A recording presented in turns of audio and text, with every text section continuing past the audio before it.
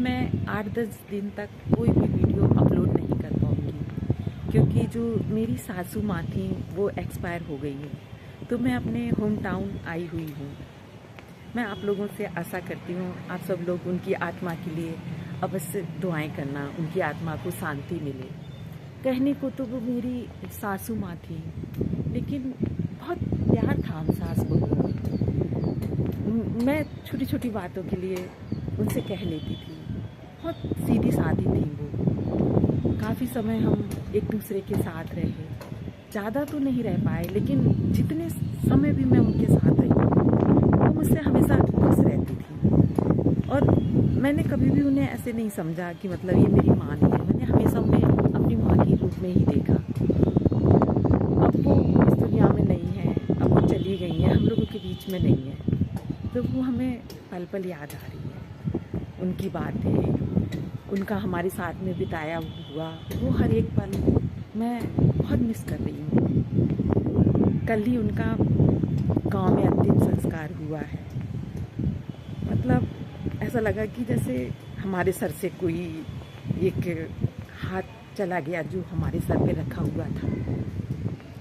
वो हमें हमेशा याद रहेगी। वो हमारे दिल का एक टुकड़ा था जो आज हमारे बीच नहीं है। लाइफ में बहुत कुछ होता है इंसान के, ऐसा नहीं है।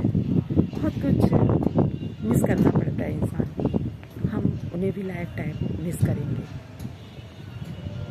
आप सब लोग उनके लिए प्रे करना, उनकी आत्मा को शांति मिले। अभी अपने शहर से उनको मिलने गई। जब मैंने सुना कि बिल्कुल उनका लास्ट टाइम चल रहा है, तो जब मैं उनके पास गई तो मैंने उनके कान में जोर से बोला कि मुझे पहचान लिया, मैं सुनीता हूँ। तो उन्होंने कहा हाँ सुनीता, मैंने पहचान लिया। और उन्होंने ना बहुत प्यार से मेरा हाथ पकड़ा और मतलब तो मैंने पूछा कैसी हो, तो बोली अब अच्छा नहीं लग रहा है। बस ये उनके लास्ट शब्द थे जो उन्होंने मेरे लिए बोले थे।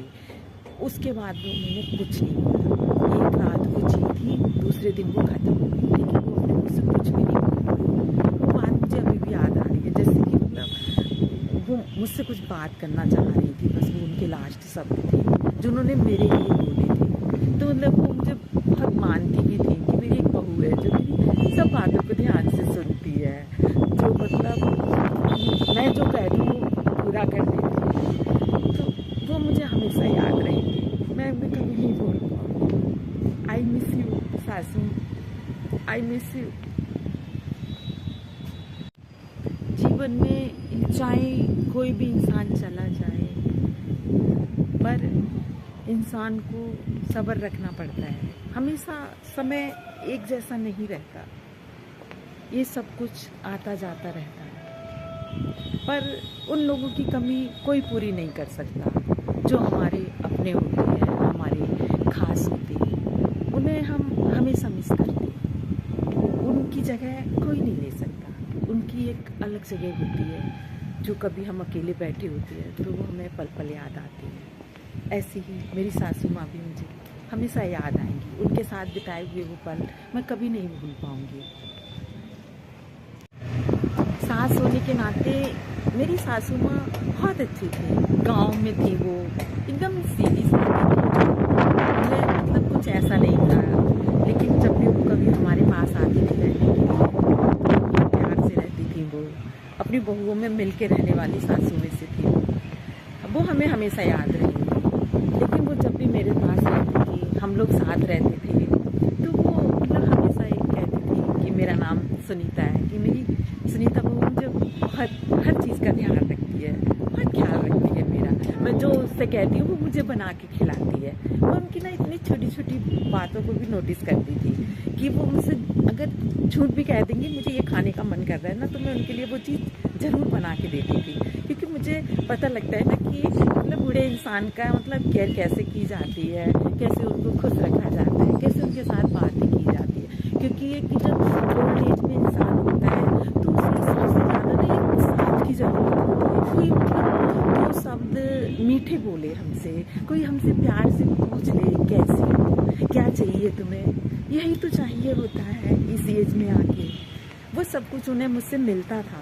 वो जितने समय भी मेरे साथ रही बहुत खुश रहती थी, बहुत जगह पे जाके कहती थी, गांव में जाके कहती थी मेरी बहू तो मेरा बहुत ध्यान रखती है। तो ऐसी थी मेरी सासू, मुझे वो हमेशा याद आएंगी, मैं उनको बहुत मिस करूँगी। इस समय मुझे वो जगजीत सिंह का एक सॉन्ग बहुत याद आ रहा है जो उन्होंने गाया था अपने बेटे के गम में, जो इस तरीके से है। चिट्ठी ना कोई संदेश, जाने वो कौन सा देश जहाँ तुम चले गए, जहाँ तुम चले गए। आई मिस यू सासू, आई मिस यू।